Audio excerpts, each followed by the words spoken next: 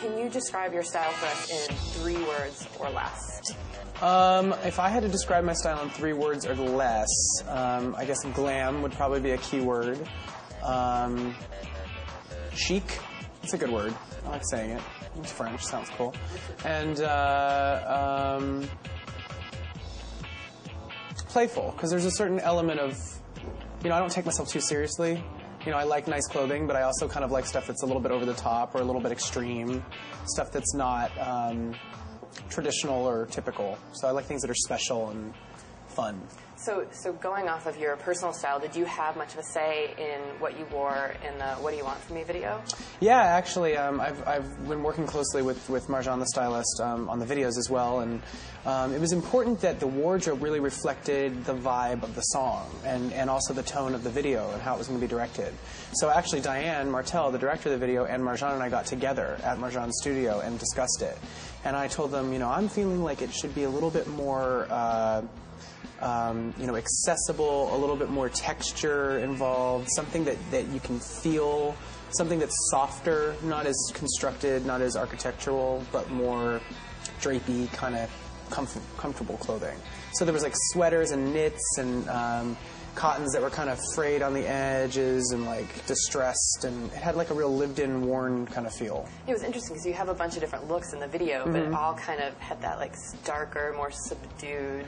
Yeah, I mean the tone of the song, it's a little more somber, it's a little bit more vulnerable emotionally. And there is a hopefulness to it as well, so it had to have a little bit of glam to it. And there was one scene where I was wearing a suit because I wanted to show coming from like a red carpet event and what that would look like. It worked in context with the video to kind of show what my lifestyle is as an artist, both in front of the camera and behind the camera. So for Your Entertainment, that was a totally different look. Yeah. But did you still have the same kind of hands-on approach? Yeah. For Your Entertainment, obviously a totally different energy. It's about just being sexy in a club. We kind of went for like an underground look. I wanted it to be kind of high fashion, futuristic. And then there was also elements from the past that we were really inspired by. The initial images were from like underground Berlin of the 30s. That was like a starting point, and then we modernized it. So there's some elements in there of that, and also some bondage elements, big-time bondage, fetishism, little elements of that thrown in a high fashion manner, which I think is something that I've seen a lot in a lot of runway shows, is that bondage has been reinterpreted for high fashion, and that's what we were going for. Yeah, it was very subtle. I have seen the video a bajillion times, and then I noticed at one point, like, you actually had this almost like large leather. It's like a corset, like a corset. Yeah. It's like a waist cincher type thing that was leather and elastic, and there was a strap across my chest that's vinyl. There was also riding boots that we painted silver. I was really involved in that process, and I enjoyed that. There was also a leather trench coat by Gautier that was really beautiful that I got to wear. Combat boots, and there was all sorts of things. And I really like dress up. I like costume. I like fashion. So I want that to be a major part of these videos on some level or another. Fun for you. It's so much fun for me. Yeah, the whole the visual image, the look, both with the fashion, hair, and makeup, are things that I really like to get involved in. So now, before you had a stylist, how did you kind of style yourself or dress on your own, or where did you shop? How did you cultivate that image?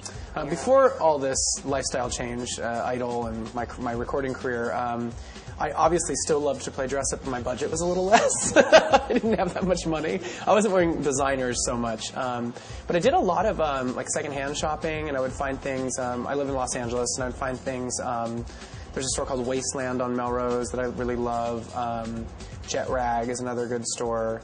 I'd find a lot of secondhand things that were either vintage or that were just resale items. Mixing with costume elements, I would go to costume stores, and I have friends that are designers around town that do kind of weird underground tribal fashion that I kind of pulled from. So whatever it took, even a pair of American Apparel leggings, cut the crotch out and put it on his sleeves. I mean, there's things you can do, to make interesting costume choices. Yeah, it's about innovation, not necessarily at what it costs. Yeah. And now I have the luxury of, getting to work with bigger designers and that whole thing. But the inspiration still comes from the same place, which is right up here.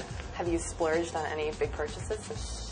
I've done a couple of swipes of the credit card that were kind of disturbing. I bought a jacket, and I remember kind of going, God, it doesn't look like it's worth that much, but I really love it. But God, that's a lot of money. Oh, I'm just going to get it, because if I don't, it's going to haunt me. And I'm sure everybody can understand what I'm talking about. The haunting of not buying that one thing that you love.